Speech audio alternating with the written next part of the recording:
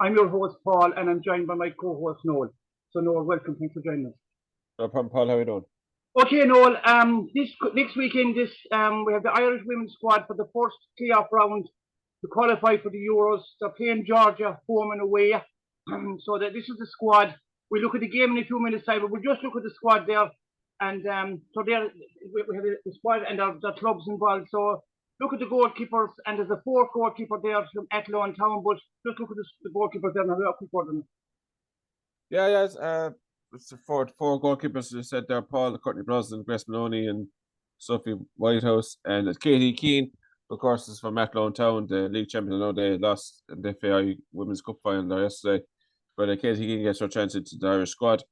Courtney Brosnan, the first, I believe, is actually suspended for the first leg away to Georgia. So Grace Maloney might get a chance. So Sophie, it all depends. I do believe Courtney is suspended for the first leg. So yeah, it's going to be interesting.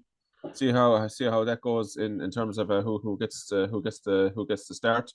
But yeah, Courtney Brosnan, I assume, will be back in. No, can I come in there? This time last year, we did a podcast, and people can go back and watch it. It was the Nations League. There were 6 games. After 4 games, Ireland had qualified. They were top of the table, and Eileen Gleeson was in the interim coach, became the full-time coach manager afterwards. But she had a perfect opportunity, and I spoke about it, to bring in the 2 remaining games to give a full game to each of them, Grace Maloney and Sophie Whitehouse initially, and she didn't do it. She kept playing Courtney Brosnan, her number 1.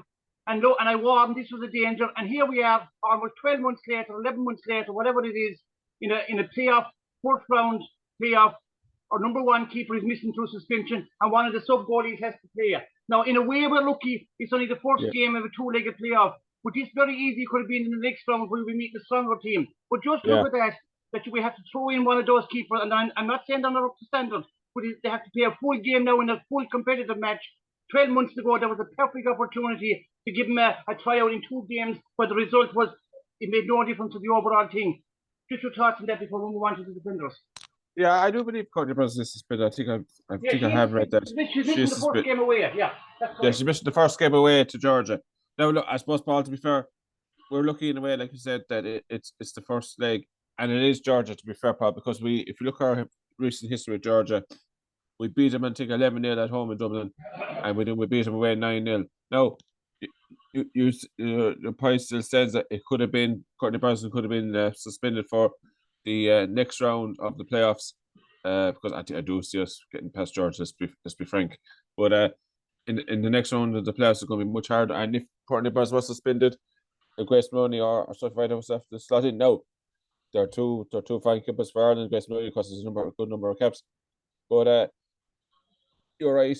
They could have been given a chance to get back into the starting 11, because we were going to be promoted this time last year. Of course, Eileen Gleeson was at the interim manager at that time.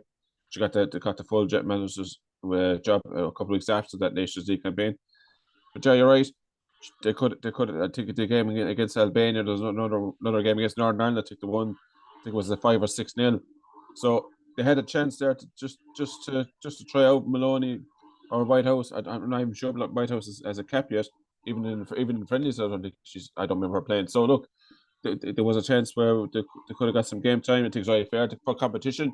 We don't want Courtney Brosnan getting too relaxed, because any time there's a game at Ireland, Grace Maloney or Whitehouse hasn't really been given a chance. We want competition in that goalkeeping area, because Brosnan isn't fit for a couple of games. We want someone to slot in and is confident with the back four, because it's all about relationships in that area, Paul.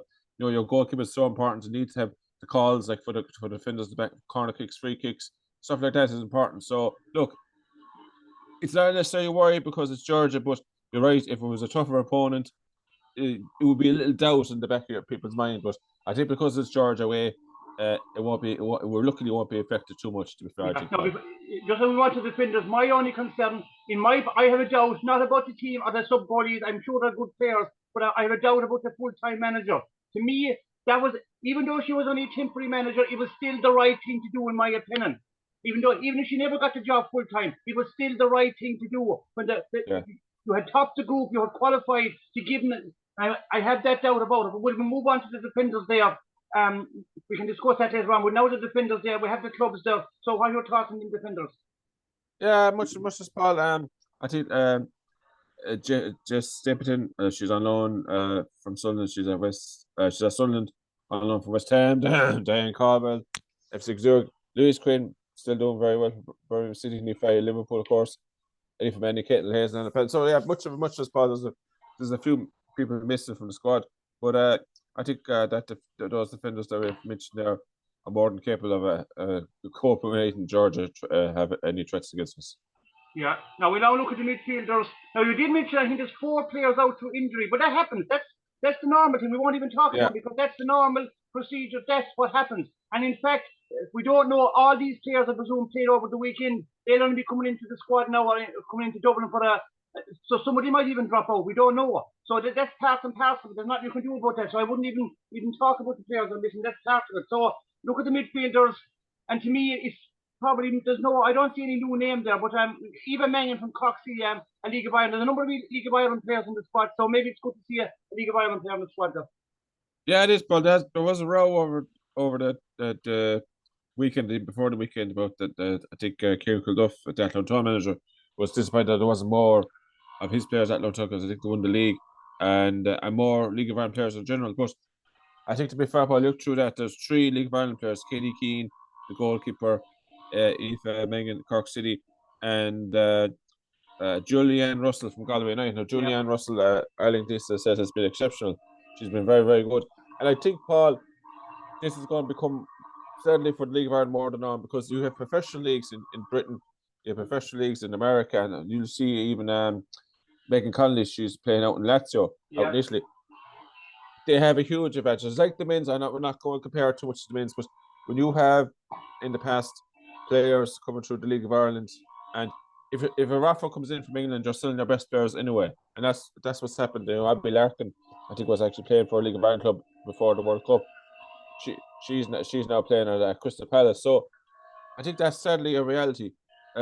Players who are playing in professional leagues, they're playing against top opposition in England. They might be down near the bottom, but they're playing against the likes of Chelsea, Arsenal, Liverpool, Chelsea, Arsenal, Manchester City. They're the top 3 teams now, you would say, in the WSL and the Women's League in England. And they're professional clubs. The League of Ireland. Sorry, no, again, for cutting across, but when something was into my head, I have to say it in case I forget about it again. But even with, say, in England, in the second division with the championship, you also have a 3rd tier in England. There's a number of young Irish players have gone across. So I give you an example. Nottingham Forest women, they have signed 2 Irish players. Now, one of them in fairness plays for Northern Ireland, but if an Irish player who hasn't represented the Republic, I just can't think of one off the top of my head now. But so they're even down the 3rd division in England, whether maybe they'll be full-time but it's still in a full-time environment.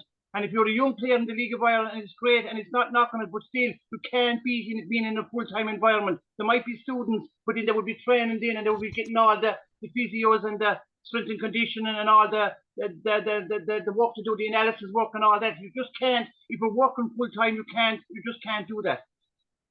Yeah, Paul, and look, Julianne Russell's done very, very well, and she's very exceptional, as Eileen Gleeson has said. You can be a good player in the League of Ireland, but not necessarily be a great international player, as the point she was making, where you have to test yourself in a professional environment. And to be fair, the League of Ireland players will have to dislodge some of the players that are playing for professional clubs. Now, the players that are playing for professional clubs might be in bad form, and the League of Ireland player might get in there, but 9 times out of 10, Paul, to be fair, if you've got a good player playing in the League of Ireland and you got a good player playing in the WSL in England, you're going to pick the player that's playing professional football against top opposition week in, week out, and playing in that professional environment. Look, it happens to men, and it's definitely going to happen in the Women's League as well, to be honest with you, Paul. And the only trouble is with the League of Ireland in terms of the men's and women's. If you look even at the men's, there hasn't been a player that has played, I think 1985 was the last time a player. I'm glad you mentioned it. Just came into my head there. In Jack Carlton's time, there was a guy from Shamrock Rovers called Pat Borden. He was a midfielder. Now this guy was in his mid-20s, maybe. So he wasn't in his early 20s. I don't know, did he ever go across to England? I just don't know. But he was mid-20s, 27, 28. He actually played 1 or 2 times under Jack Charlton, and Jack Charlton said that he had the ability to do it, but he only played a couple of times because he was in his mid to late 20s. So I don't know what he played in England, but they're very few and far between. You have to be an exceptional player, maybe through work commitments or whatever, that he just didn't go across England, but you would have to be an exceptional player to get on the squad of an international. And sadly, that's the way it's going to be for the women's team as well, Paul. It's just, the FAI or you could say an organisation that isn't the best run at the moment, and that includes with the League of Ireland men's and women's football. And when you got that environment, Paul, sadly players aren't going to thrive as much as they can. And when as I said, I keep saying it, if you've got a professional league in England and a League of Ireland player, 9 times out of the Irishman, like Eileen Gleeson, or like even the Irish manager now on the men's side, they're going to pick the player that's playing professional football. It's a sad reality. It happens, Paul. But at the end of the day, Paul, the infrastructure and the facilities in this country are just nowhere near the ones they have in England, men or women's. Yeah, I see that in the midfield. There's a lady there called Ellen Malloy for Sheffield United. I believe she was in the League of Ireland, but she's not only gone over a short time. I think she got a goal there. I see it's not it, but she's only gone over a short time. But no, I'm not sure what division Sheffield United are playing in, but it doesn't. They're either in the first, the Championship or the Premiership in England, the women, whatever the term is called for the bush. Just look at the forwards there again, Noel. It looks like much the same.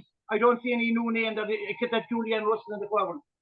Yeah, Julianne Russell, she's still there. She got a goal actually against France in that great win, the 3-1 win in Cork, Corky Cleeve. The only win of the group, and it helped us in terms of seeding, because I think we had no points, but I think with that win, I think we jumped ahead and we managed to play against Georgia now from League C, so that was the benefit of that win and the goal difference as well. And Maria Sheavis, she's been in the squad and she's trying to nail down the place. Kira Carusa, very good hard working player, holds up the ball an awful lot. She probably doesn't get rewards in terms of goals. Amber Barrett, a little bit disappointed with Amber Barrett in the last year or two, because the time she's come on, she hasn't scored as much as she like. I mean, the goal against Scotland was brilliant, but sure, you got a couple of minutes in the World Cup. She seems to be in and out of the squads. I don't know what her club form is, but that's probably affected as well. So Leanne Kiernan sometimes doesn't get as much game time as she would like either. Liverpool sometimes comes off the bench. Abby Larkin, very good player at the World Cup, trying to push on now Crystal Palace. So yeah, Paul, good quality. I look, to be fair, Paul, we should be going into these playoffs full of confidence, because